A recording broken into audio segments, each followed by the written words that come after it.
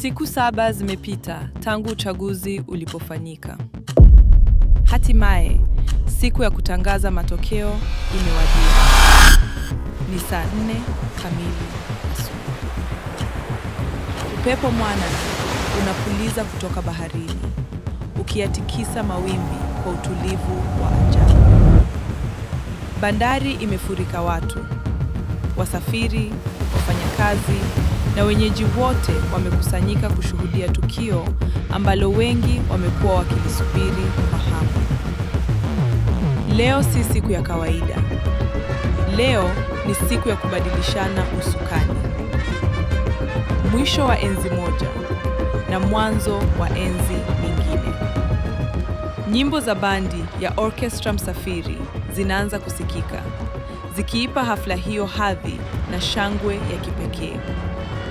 Makofi na vifijo vinatawala kila kona ya bandari, huku macho yote yakielekezwa kwenye jukwaa kuu. Salua anasogea taratibu kuelekea usukani, akiwa tayari kukamilisha jukumu lake la mwisho. Wakati huo huo, Rashid anatokea akiwa ameongozana na mke wake, Waridi. Umati unawapokea kwa shangwe na heshima kubwa, ukitambua kuwa wanashuhudia tukio litakalobadilisha historia. Hakuna anayejua kitakachotokea baada ya muda mfupi. Lakini jambo moja ni hakika. Leo si mwisho wa safari. Ni mwanzo wa ukurasa mpya.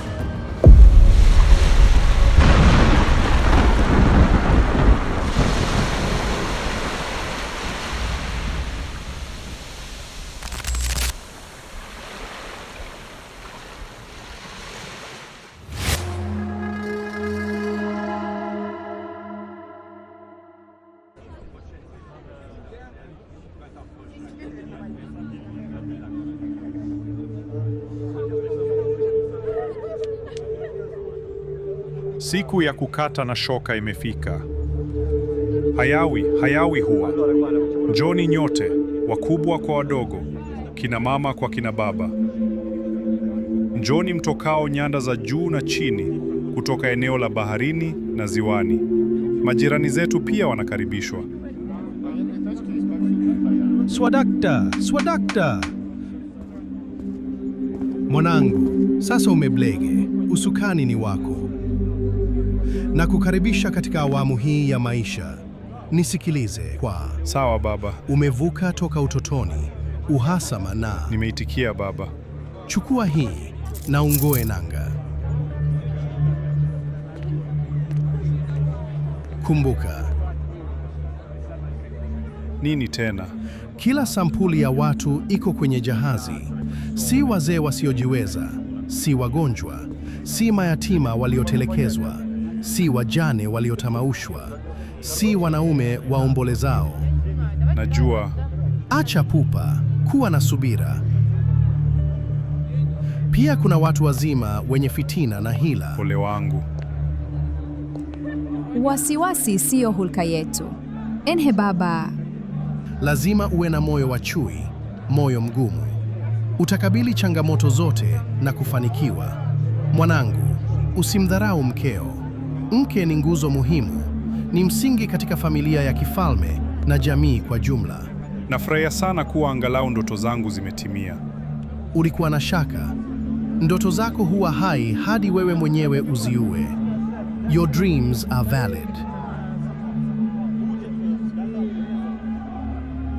Ninakuhakikishia sitaziua ndoto zangu, na wanaodhania nitaziua wanaota ndoto za mchana.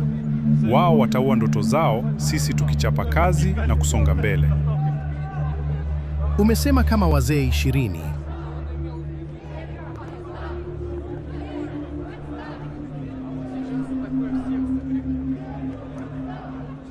Wewe ni mwana wa mhunuzi kweli, na tangu hapo mwana wa mhunuzi asiposana. Nitakishikilia kiti hiki hadi nimrithishe mjukuu wako. Swadakta, uongozi huzunguka katika ukoo, na ukoo wetu ni wa kifalme. Ukilisahau jambo hilo, basi utakuwa umeuletea ukoo wetu maangamizi.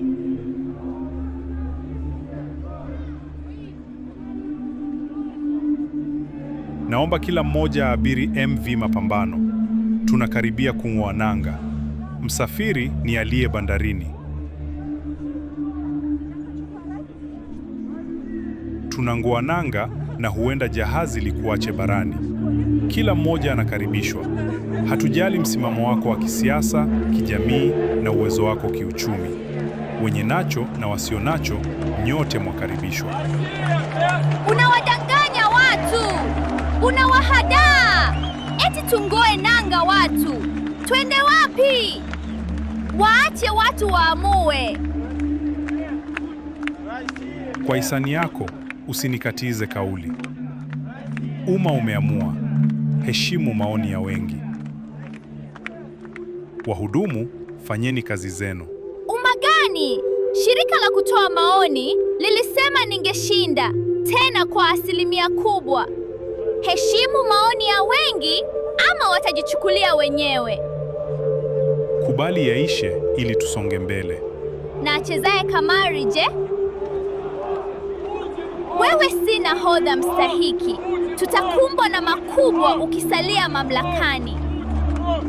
Niwie radhi, nipe nafasi nijipange. Hizo kelele zako zitahujumu utendakazi wetu na kuwafukuza wawekezaji na watalii. Lazima utumie maanani public participation. Ala, huo utalii unaozungumzia unafaidi wachache walio mamlakani, sio wananchi kwa jumla.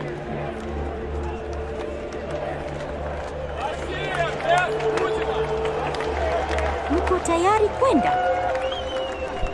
Ndiyo, tuko tayari. Muna hakika mutayari kwenda? Kama mauti. Sijui wengine wanataka public participation ya aina gani. Ama wao ndio umma na sisi wengine ni vivuli. Haya, tayari twende. Hii ni safari ya maili 5. Napendeleza twende mfululizo, japo si hoja kutia nanga mara moja panapo na haja. Mbele Daima. Ngoja kwanza, itawabidi kuvumilia kwa sababu safari huenda ikawa ndefu na yenye kuchosha. Mkishirikiana nasi, safari itakuwa shwari. Twende! Sawa. Na kabla hatujafunga safari, Nini? samahani wateja wetu wapendwa. Bwana nahodha, kina nani watashika usukani katika idara mbalimbali? Hatuwezi kuendelea na safari kabla ya wao kuteuliwa. Mama we. Haraka ni ya nini? Heri kusubiri washika usukani kuteuliwa. Hatuna muda wa kupoteza. Uteuzi huo lazima uwe na usawa. Sikumbuki ikiwa nimekuomba maoni. Wala hatuyahitaji. Msitukimbize kama baisikeli ya kuibwa. Lazima kwanza kuwe na public participation katika uteuzi huo. Jipe shughuli. Hakuna haja ya kujipandisha mori. Sisi sote tu washauri katika kazi ya ubaharia. Nina haki ya kutoa maoni. Sisi sote tu washauri. Washauri wa nini? Tupe muda ili tupange mikakati yetu. Kwani mtu hawezi kutoa maoni kwenye jahazi hili? Tutahitaji maoni ya wataalam tu na tunao wa kutosha. Sisi si tofauti na wataalamu wako wanaokariri mabuku kama kasuku bila ujuzi wa kazi. Hizi ni enzi za utandawazi na uongozi unategemea ujuzi hasa katika teknolojia. Unamaanisha nini unaposema mikakati yetu? Jahazi hili ni letu sote. Huu ni wakati wangu wa kushika usukani. Tafuta kazi nyingine ukisubiri wakati wako. Umeanza kudhani jahazi hili ni kama mashua ya kibinafsi? Wakumbuke wananchi, raia wa kawaida waliokupigia kura. Unatuhitaji na tunakuhitaji. Uguza jeraha kwa upole na uachane nasi wewe bibi kizee. Wewe ni mwananchi wa kawaida asiye wa kawaida. Oh, Ndio hawa. Napendeleza tuandamane na wengine, yaani wachache wenye ujuzi na tajriba ya ubaharia. Acha kuzunguka, sema ulilonalo. Kina nani hao? Walio na uzoefu wa kukabiliana na dhoruba na mawimbi baharini. Watatu. La, haiwezekani. Hiyo itakuwa fursa ya kuingiza watu wengine kwenye usukani kwa mlango wa nyuma. Watu hao wanaweza kumsumba nahodha. Ushauri wao ni wa manufaa yetu sote. Aisifue mvua imemnyea, bahari haitabiriki. Huenda tukakumbana na miamba na nyangumi. Tunahitaji tajriba. Tutatafuta mbinu. Twendeni. Hakuna aliyezaliwa ndani ya maji. Tutajulia mbele. But we need the experience. Penye nia pana njia. Tena kupotea njia ndiko kujua njia. Tusiwaruhusu, hasa huyo bibi kizee humu ndani. Atawashawishi watu kufuata mitazamo yake ya kimapinduzi. Lakini anaelewa ubaharia. Atatufaa mambo ya kidini mrmaa. Atakuwa kichomi, sumbasumbu daima. Isitoshe, hakuwa katika kundi letu. Anaweza kugeuka na afunge bao kwenye lango letu. Huyo ni kigogo, hafai kutengwa kwenye meza ya kufanya maamuzi. Tuyaangalie mambo kwa jicho la ndani. Walioshindwa watanungunika tukijinyakulia mamlaka yote. Anaweza kugundua siri zetu na kuzitumia kupindua serikali yetu. Kikulacho kinguoni mwako. Tumefika awamu ya pili. Mashindano ya uogeleaji yameisha. Badili mawazo. Mshindi apate kila kitu. Hao wengine wale mwata. Huo si mwelekeo wa hekima na busara. Huu ni wakati wa kujenga mahusiano, maridhiano, maafikiano. Si kutia tena msumari moto kwenye kidonda. Sawa, fanya upendavyo. Bora usiguse nusu yangu. Huyo ni mgeni wako, umgawie nusu yako. Tusiwe kama kina Vuvuzela na Chapuo walioingia usukani wakawetemea wapinzani na kuanza kupigania vyumba, mara nani asimamia nini, wapi na kadhalika. Tusipuuze mwafaka wa maelewano tuliotia sahihi mbele ya mawakili wetu. Kwa sasa, hoja ya maafikiano si muhimu. Tushukuru kwamba jahazi ni moja chini ya nahodha mmoja. Sikuelewi. Sielewi kwa nini hunielewi.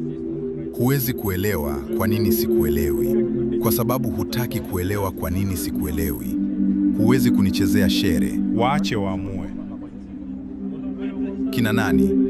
Namaanisha wananchi. Mulika, Mulika! Mulika? Mnafanya mzaha. Si tulimaliza hayo? Ndiyo, Mulika anazitambua pembe zote na upeo wote wa bahari. Safari itakuwa shwari, Mulika akiwa anashika usukani. Anaelewana na wafadhili wetu kutoka visiwa vya hazina.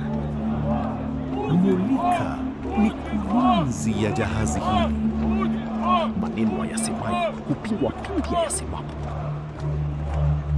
Tunakaribia kubaini mbivu na mbichi.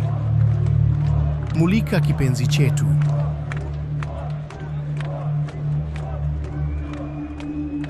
Tutafuata nyayo zako. Juzi si tumeona viongozi wa jahazi hili wakilaumiana na kurushiana lawama kwa hili na lile? Mulika alipopiga firimbi wakasema ni porojo. Sasa wameshinda kutekeleza majukumu yao. Mulika amepambana na kina Papa na Nyangumi waliotisha kuizamisha MV. Mapambano tangu zama zile. Tena Nyangumi wanamwogopa. Wafadhili ni wengi. Tunaweza kufanya urafiki na wafadhili kutoka mashariki, hasa Jengabomoa. Nimesikia huko wanatoa nusu binusu nono kwa kila mradi. Tangu lini mtu akakataa shukrani kutoka kwa wahisani? Huko ndiko kujenga au kubomoa taifa? Ni kujenga. Mbomoaji ni yule anayeomba shukrani. Sasa nimekubali. Nyinyi na Kashfa ni ndugu wa toka nitoke. Tumechoka. Hizo kashfa ambazo Mulika anazimba usiku na mchana ni mazao ya mbegu alizopanda zama zile alipokuwa uongozini na kina hayati Vuvuzela. Vuvuzela alishinda akipiga kelele, ilhali yeye ndiye aliyetia sahihi kandarasi hewa. Sisi tumejipata tu katika hali hii. Zimu ilikujualo halikuli likakwisha. Heri wafadhili tuliowazoea kuliko wapya. Tusiwatenge kwa sababu wanaegemea upande wa Mulika. Hatuhitaji wataalam kutoka nje. Jahazi hili ni huru. Tuna ujuzi wa kujitegemea, kujiamulia hatima na kujitatulia changamoto. Kweli kabisa, sisi ni nchi huru. Uhuru gani wa kubagua na kuchukiana? Ujuzi upi ikiwa wataalamu wetu wameshinda kutengeneza vijiko na vichokono? Huko ndio ustaarabu wa eneo hili la Mchongoma. Babu zetu walipigana, wakatengana na hatimaye wakapatana, wakaozana wake na kuwa wake. Ujuzi gani ikiwa hatuna wataalamu wa kuvua samaki? Tunaagiza samaki kutoka jahazi jirani. Basi walaumu walimu kwa utepetevu wao.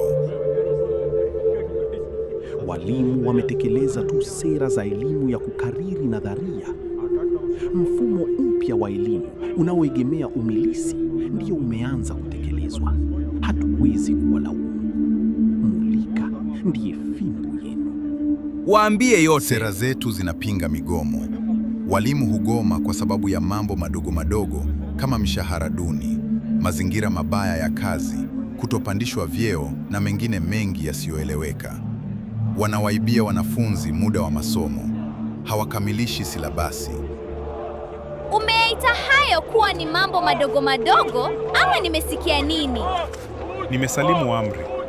Mulika na msimamizi wa... La, sina haja. Nitakuwa mmoja wa wasafiri. La! Haidhuru, nitakuwepo kwa minajili ya kutoa ushauri wowote panapohitajika. Nitahakikisha nahodha na wote wanaoshikilia usukani wanafanya kazi zao kwa mujibu wa sheria za ubaharia. Swadakta, wahandisi wa abiri jahazi Wako tayari bwana.